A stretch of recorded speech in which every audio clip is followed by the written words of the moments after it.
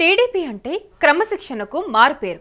Party ఆవిర్భావం నుంచి ఇప్పటి వరకు క్రమశిక్షణకు అధిక ప్రాధాన్యత ఇచ్చిన ఆ పార్టీలో తొలిసారిగా కట్టుతప్పిన పరిస్థితులైతే కనిపిస్తూ ఉన్నాయి. అయితే ప్రధానంగా రాష్ట్రం మొత్తం టీడీపీ కూటమి అధికారంలోకి వచ్చాక పార్టీ బలం పుంజుకున్న పరిస్థితుల్లో జిల్లాలలో నేతల మధ్య ఆధిపత్య పోరు స్పష్టంగా కనిపిస్తుందని అంటూ ఉన్నారు.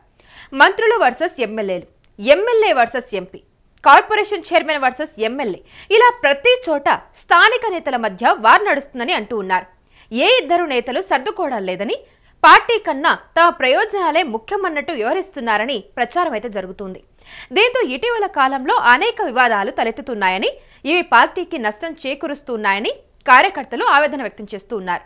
ఇసుక, గ్రావెల్, అక్రమ మైనింగ్, లిక్కర్, బెల్ట్ షాపులు, భూ కబ్జాలు, భూదందాలు, సెటిల్మెంట్లు అంటూ నిత్యం ఏదో ఒక ఆరోపణలతో ఇరుక్కుంటూ అటు పార్టీకి డ్యామేజ్ చేస్తూ సొంత ఆదాయానికి ప్రథమ ప్రాధాన్యత ఇస్తూ పార్టీని, కార్యకర్తలను గాలికి వదిలేశారంటూ టీడీపీ నాయకులు, కార్యకర్తలు ఆవేదన వ్యక్తం చేస్తూ ఎలాంటి పార్టీ ఇలా అయిందని ఆవేదన వ్యక్తం చేస్తూ అధిష్టానానికి ఫిర్యాదు చేసినా పట్టించుకునే పరిస్థితులు కనిపించడం లేదని ఆగ్రహం వ్యక్తం చేస్తూ ఉన్నారు.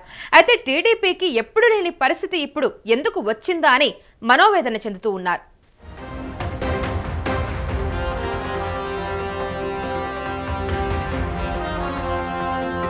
ఒకప్పుడు పార్టీలో ఎన్టీఆర్, ఆ తర్వాత చంద్రబాబు పవర్ సెంటర్స్ గా ఉండేవారు. పార్టీ హైకమాండ్ నుంచి క్షేత్రస్థాయి వరకు ఎవరైనా అధినేత చెప్పినట్టే నడుచుకునేవారు. జిల్లా స్థాయిలో తీసుకునే ఏ నిర్ణయమైనా పార్టీ అధినేతకు తెలియకుండా ఉండేది కాదు.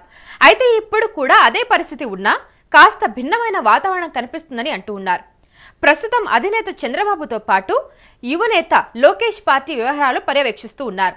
దీనివల్ల కొన్ని చోట్ల సీనియర్, జూనియర్ నేతల మధ్య గ్యాప్ కనిపిస్తుందని అంటున్నారు. జిల్లాలోని కీలక నిర్ణయాల విషయంలో చంద్రబాబుకు చెప్పి చేస్తున్నామని కొందరు, చిన్నబాబు లోకేష్ దృష్టిలో పెట్టామని మరికొందరు గందరగోళం సృష్టిస్తున్నారని అంటున్నారు. రాష్ట్ర స్థాయిలో 2 పవర్ సెంటర్లు నడుస్తూ ఉన్నాయి. ఆయా జిల్లాల్లో ఎమ్మెల్యేలు, ఎంపీలు, మంత్రులు, కార్పొరేషన్ చైర్మన్ల మధ్య సఖ్యత కనిపించడం లేదన్న మాటలు వినిపిస్తూ ఉన్నాయి.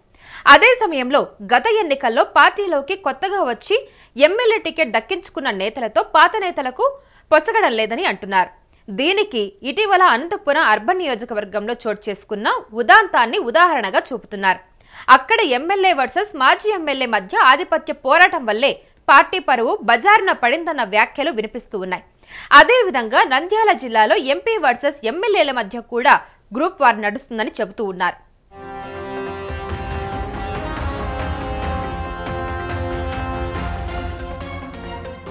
తెలుగుదేశం పార్టీలో ఎన్నడూ లేనట్టుగా ఈ అంతర్గత యుద్ధంపై ఆసక్తికర చర్చ జరుగుతోంది. గతంలో పార్టీలో భిన్నాభిప్రాయాలు ఉండేవి కావని, ఎవరికైనా సమస్య ఉంటే అధిష్టానం దృష్టికి తీసుకువెళ్లి పరిష్కరించుకునే వాళ్ళని చెబుతూ ఉన్నారు. కానీ ఇప్పుడు ఎవరూ అంతా సహనంతో ఉండడం లేదని అంటున్నారు. అటు కుప్పం నుంచి ఇటు ఇచ్చాపురం వరకు ఇదే విధమైన వాతావరణం కనిపిస్తుందని టీడీపీ వ్యవహారాలను పర్యవేక్షించి పరిశీలకులు చెబుతూ ఉన్నారు. దీనికి తోడు మిత్రపక్షాలతోనూ పేచీకి దిగుతున్న మరికొందరు నేతలు పార్టీకి తలనొప్పులు తెస్తున్నారని చెబుతూ ఉన్నారు. ప్రధానంగా పార్టీ వ్యవహారాలపై ముఖ్యమంత్రి చంద్రబాబు పెద్దగా దృష్టి పెట్టకపోవడం వల్ల కూడా ఈ వివాదాలు రోజురోజుకు పెరుగుతున్నాయని వాళ్ళు అంటూ ఉన్నారు.